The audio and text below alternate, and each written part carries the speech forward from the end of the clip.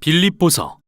빌립보 교회는 바울이 오늘날의 동유럽 지역에 세운 최초의 예수 공동체이며 그 이야기는 사도행전 16장에 나와 있습니다. 빌립보는 고대 마케도니아의 로마 식민지였는데 수많은 퇴역 군인이 거주한 까닭에 로마에 대한 애국심이 각별한 도시였죠. 그래서 바울은 그곳에서 예수님이 세상의 진짜 왕이라고 선포할 때 반대에 부딪혔습니다. 바울이 그곳을 떠난 후에도 예수님의 제자가 된 빌립보 교인들은 계속되는 반대에 시달렸고 심지어 박해의 고통도 겪어야 했습니다. 그럼에도 그들은 활기찬 공동체를 유지하며 예수님을 신실하게 따랐죠. 이 서신은 바울이 감옥에 갇힌 상황에서 보낸 것으로서 그 목적은 매우 실제적이었습니다. 빌립보 교회는 교인 중 에바브로디도라는 자를 택해서 투옥된 바울을 돕기 위해 마련한 후원금을 전달하도록 파송했는데요. 바울은 에바브로디도 편에 이 서신을 보내 그들에게 감사를 표하고 여러 다른 이야기도 전하고자 했습니다. 이 서신은 바울의 다른 많은 서신처럼 처음부터 끝까지 하나의 주제를 전개해 나가는 구성보다는 일련의 짧고 사색적인 글을 배열하는 방식을 사용합니다. 그리고 이 글들은 모두 2장에 소개된 한 편의 시를 중심으로 배치되어 있죠. 이 아름다운 시는 메시아의 성육신과 그분의 생애, 죽음, 그리고 부활의 이야기와 그분을 찬양하는 내용으로 이루어져 있습니다. 그러고 나서 바울은 이 시의 핵심 단어나 내용을 각각의 짧은 글로 가져와 그리스도인으로 산다는 것이 어떻게 우리 각자의 이야기를 통해 예수님의 이야기에 살아있는 증거가 되는지 보여줍니다. 바울은 감사기도로 서신을 시작하며 빌립보 교인들의 관대함과 신실함으로 인해 하나님께 감사를 드립니다. 그리고 하나님이 그들 안에서 시작하신 변화의 역사가 계속되어 그들이 더욱 크고 아름다운 믿음과 사랑의 모습으로 자라게 될 것을 확신합니다. 그런 다음 바울은 현재 그들이 분명히 걱정하고 있을 투옥 중인 자신의 근황을 전합니다. 로마 감옥에서 지내기란 결코 쉬운 일이 아니었지만 역설적이게도 그의 투옥은 예수님의 복음을 전진시키는 유익한 결과를 가져왔는데요. 먼저 로마 간수들과 관리들 모두 바울이 예수님을 부활하신 주님이라고 선포하다가 감옥에 갇힌 사실을 알고 있었고 그로 인해 다른 그리스도인들은 예수님에 대해 더 거리낌 없이 이야기할 수 있는 자신감을 갖게 되었죠. 바울은 자신이 석방될 거라고 낙관하고 있었지만 처형될 가능성도 있었습니다. 그는 이에 대해 숙고하면서 나에게는 사는 것이 그리스도이시니 어찌되든 나쁘지 않다고 고백합니다. 즉 죽는 것도 유익하다고 말하는 것이죠. 바울에게 그의 현재와 미래의 삶은 예수님으로부터 받은 생명과 사랑으로 정의됩니다. 그러므로 만일 처형당한다 해도 그가 예수님과 함께 있게 될 것이라는 의미이니 그에게 좋은 일입니다. 또한 만일 석방된다면 그가 계속해서 더 많은 새로운 예수 공동체를 세울 수 있다는 의미이니 다른 이들에게는 더 좋은 일입니다. 그리고 이게 바울이 소망하는 바죠. 여기서 그의 생각의 흐름에 주목할 필요가 있는데요. 바울에게 진정한 희생이란 예수님을 위해 죽는 게 아니라 오히려 다른 사람들을 섬기기 위해 계속 살아있는 것이며 그게 바로 바울이 자기 자신보다 남을 더 사랑하셔서 고난받으신 예수님의 이야기에 동참하는 방법입니다. 그 후 바울은 빌립보 교인들을 향해 이와 같은 마음가짐으로 예수님의 본을 따르는 삶에 동참하라고 권면합니다. 그는 우리가 하늘의 시민으로서 그리스도의 복음에 합당하게 생활해야 한다고 말합니다. 빌립보 교인들은 로마 제국에 대한 애국심이 가장 뜨거운 지역에 살고 있었습니다. 하지만 그들의 삶의 방식은 다른 왕이신 예수님을 따라 빚어져야 했죠. 이 때문에 그들이 박해를 당할 수도 있지만 두려워해서는 안 됩니다. 예수님과 연합하기 위해 받는 고난은 예수님의 이야기를 살아내는 하나의 방법이기 때문입니다. 이어서 바울은 2장에서 훌륭한 시를 소개합니다. 이 시에는 구약의 내용을 상기시키는 표현이 가득한데요. 구체적으로 말하자면 아담과 그의 반역에 관한 창세기 1장부터 3장의 이야기, 그리고 고난받는 종에 관한 이사야서의 시들이 담겨 있습니다. 이 시는 암기할 만한 가치가 있을 정도로 복음 이야기의 아름다운 요약판이라고 할 수 있습니다.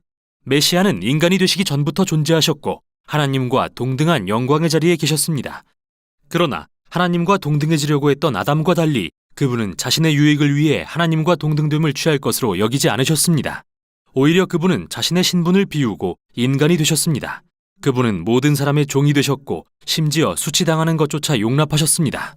그분은 로마의 사형대 위에 올라가 죽음으로써 하나님 아버지께 순종하셨습니다. 그러나 하나님의 능력과 은혜로 인해 메시아의 수치스러운 죽음은 부활을 통해서 반전되었습니다. 그러므로 하나님은 예수님을 만유의 왕으로 지극히 높여 모든 이름 위에 뛰어난 이름을 주셨습니다. 그래서 만물이 메시아이신 예수님을 주님이라고 시인하여 하나님 아버지께 영광을 돌리게 하셨습니다. 여기서 이 마지막 선언은 참 인상적입니다. 바울이 인용하고 있는 이사야 45장의 이 구절은 만물이 이스라엘의 하나님을 주님으로 시인하게 될 것이라는 내용인데요. 바울의 요지는 아주 명확합니다. 십자가에서 죽으시고 부활하신 예수님을 통해 우리는 이스라엘의 유일하신 참 하나님은 성부 하나님이시자 주 예수님이시라는 것을 알게 됩니다. 이렇듯 이 시에서 바울은 예수님이 누구신지에 대한 그의 확신을 표현합니다. 또한 예수님의 본을 보여줌으로써 그분의 제자들이 따라야 할 삶의 방식을 제시합니다. 그래서 바울은 곧이어 두 명의 이야기를 들려줍니다. 첫째는 디모데, 다음은 에바브로디도에 관한 것인데 두 사람 모두 예수님의 이야기를 살아내는 본보기가 되었기 때문이죠. 먼저 디모데는 언제나 자기 자신보다 다른 사람에 대해 걱정하고 마음을 썼다는 점에서 예수님을 닮았습니다. 그리고 에바브로디도는 바울에게 후원금을 전달하기 위해 빌립보 교회로부터 파송됐는데 투옥된 바울을 섬기던 도중에 중병에 걸려 거의 다 죽게 되었습니다. 그러나 하나님의 긍휼로 회복되었고 바울은 친구를 잃는 슬픔을 면했습니다. 여기서 바울의 요지는 이들과 같은 사람이야말로 예수님의 이야기를 증거하는 살아 숨쉬는 본보기이며 따라 살만한 가치가 있다는 것입니다. 그 후 바울은 자신의 이야기를 예로 듭니다. 유대인 그리스도인 중에 이방인 그리스도인들에게 할례를 요구했던 사람들이 있습니다. 갈라디아서의 내용을 기억해 보세요. 이 사람들은 여전히 바울에게 골칫거리였는데 바울은 그들을 볼 때마다 과거에 예수님의 제자들을 핍박했던 자신의 모습을 떠올리지 않을 수 없습니다. 당시 그는 토라의 율법을 열성적으로 준수함으로써 하나님 앞에서 자신의 의를 증명하려고 애썼습니다. 그러나 예수님처럼 바울도 자신의 지위와 특권을 다 포기하고 이제 그 모든 것을 오물로 여깁니다. 사실 그가 사용한 단어는 훨씬 직설적인 표현이죠. 그가 모든 것을 포기한 이유는 예수님처럼 종이 되어 그분의 고난과 자기 희생의 사랑에 동참하기 위해서입니다. 또한 이 모든 일을 감당할 수 있는 것은 예수님의 사랑이 자신을 죽음 너머의 부활에 이르게 하실 거라는 소망이 있기 때문입니다. 바울은 예수님의 제자인 우리의 참된 시민권은 하늘에 있다고 말하는데요. 그가 말하려는 것은 우리가 모두 하루속히 이 땅을 떠나 천국에 갈 날을 소망해야 한다는 의미가 아닙니다. 오히려 천국은 예수님이 왕으로 다스리시는 초월적인 장소라는 의미죠. 그리고 그는 우리 왕이신 구주 예수님이 그곳으로부터 다시 이곳에 오셔서 정의로 치유하고 사랑으로 변화시키는 하나님 나라를 통해 만물을 새롭게 하실 것을 우리가 간절히 기다린다고 말합니다. 그 후 바울은 빌립보 교인들에게 예수님의 이야기를 계속 살아낼 것을 도전합니다. 그는 먼저 그와 함께 일했던 빌립보 교회의 중요한 두 여성 지도자를 거명합니다. 그들은 모종의 불화를 겪고 있었는데 바울은 그들에게 겸손하신 예수님의 본을 따라서 부디 서로 화해하고 같은 마음을 품으라고 간청합니다. 다음으로 그는 빌립보 교인들을 향해 두려움에 굴하지 말고 핍박이 닥치더라도 모든 감정과 필요를 하나님께 아뢰면 그분의 평화가 그들을 지키실 것이라고 권면합니다. 덧붙여 이 평화는 우리의 생각을 선하고 참되고 사랑스러운 것에 집중할 때 나오는 것이라고 말합니다. 우리에게는 언제나 불평할 거리가 있게 마련입니다. 하지만 예수님의 제자는 삶의 모든 것이 선물임을 알기에 어떤 형편에 처하든지 아름다움과 은혜에 주목하기로 선택할 수 있습니다.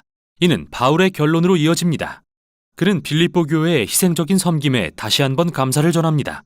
그리고 여러 번의 투옥이나 궁핍의 시간이 그에게는 진짜 고난이 아니라는 사실을 그들이 이해하기를 바랍니다. 사실 이 경험들은 그의 가장 위대한 선생이 되어 어떤 형편에 처하더라도 만족할 수 있는 비결을 가르쳐 주었는데요. 그건 바로 그에게 능력 주시는 분을 단순히 의지하는 것이죠. 바울은 자신의 고난이 예수님의 이야기에 동참하는 것임을 깨닫게 되었습니다.